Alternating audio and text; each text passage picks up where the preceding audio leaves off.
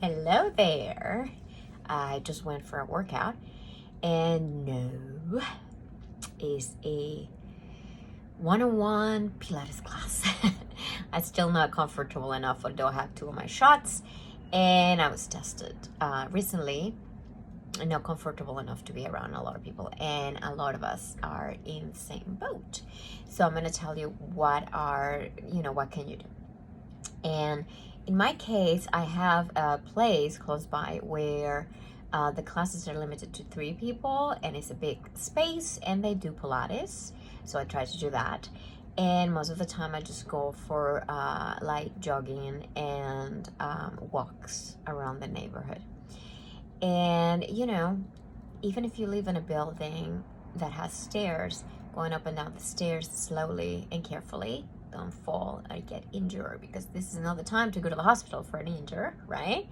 I will definitely suggest you to go walking. If you're not a runner or if you have knee problems, I do light jogging because I injured myself like 15 years ago and I broke one of my meniscus. That is what kind of help you with the breaking in your knees. So I already had a surgery, so I can't just go running a lot, but I do put braces and I run a little fast sometimes, and it helps that. But I know my limitations, so you need to know yours. But you also, if you're trying to lose weight, the first thing to do is just change your eating habits, and that includes your drinking habits. We all got into drinking probably too much during the pandemic because it's a way of relaxing. And our lives, we were, completely dull. So we try to do things to entertain us and relieve some of the pressure, the fear. So we got into drinking a little bit too much.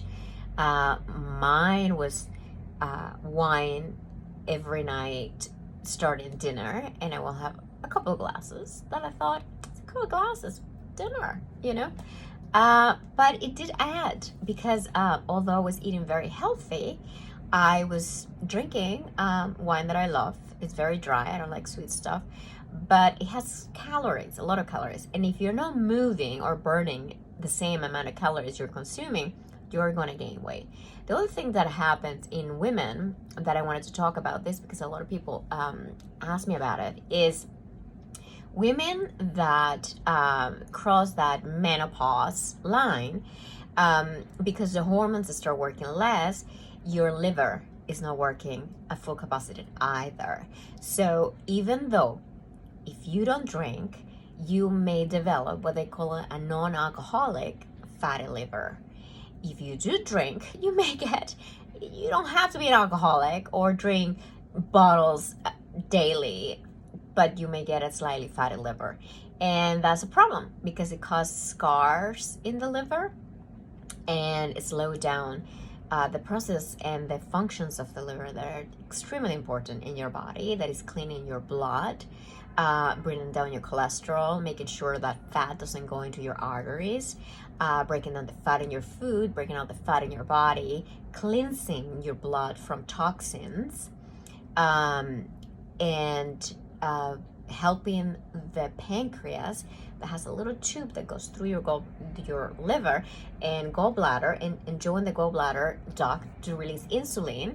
That's another thing that happens with women and men, that you men don't get menopause, but you do age, and your hormone level also goes down. It has to do with your libido and gaining weight, especially around the belly.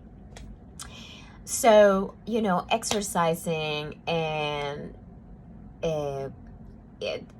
bringing down the calories, depending, especially in the COVID times, we haven't been able to walk as much, going to work, taking the subway.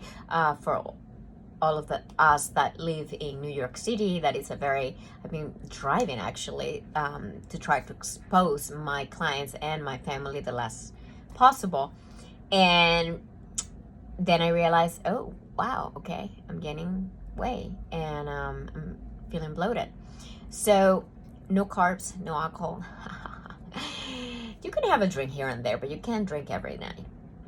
I'm sorry, you're gonna gain weight, you're gonna get a fatty liver, you're not gonna feel great. And the other thing that causes, and it's not the alcohol, it's the toxin and the liver slowing down the process of cleaning the alcohol out of your body, cause inflammation.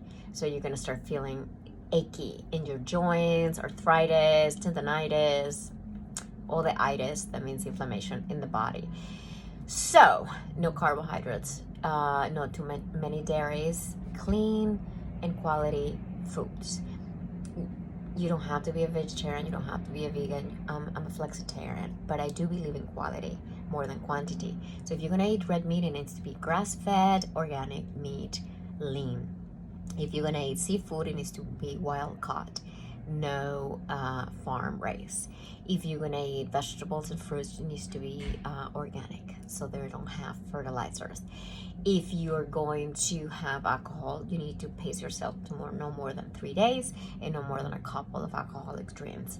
Vodka, whiskey, and gin are distilled liquors that have no sugar. So if you do it with water and lemon, you're pretty much down in calories. However, your liver still needs to process that alcohol, so it will slow down your liver, but not every night. And you need to walk as much as you consume to kill those calories. So how much do we walk?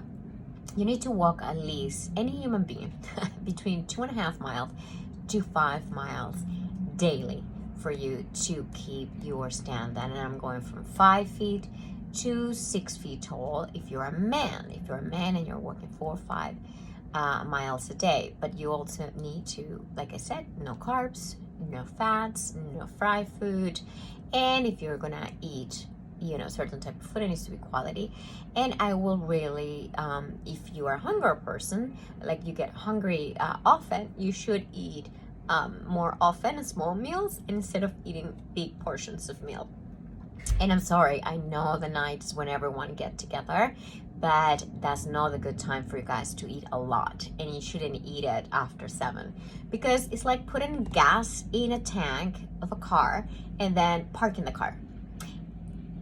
You need to have a good breakfast, lunch, or 2 small meals during the day, and a very tiny dinner, just to be social, because you're going to bed, and those calories and that fat is not going anywhere but around your belly and into your arteries.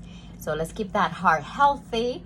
Let's make better choices, quality instead of quantity, and get it going. You need to walk. All right,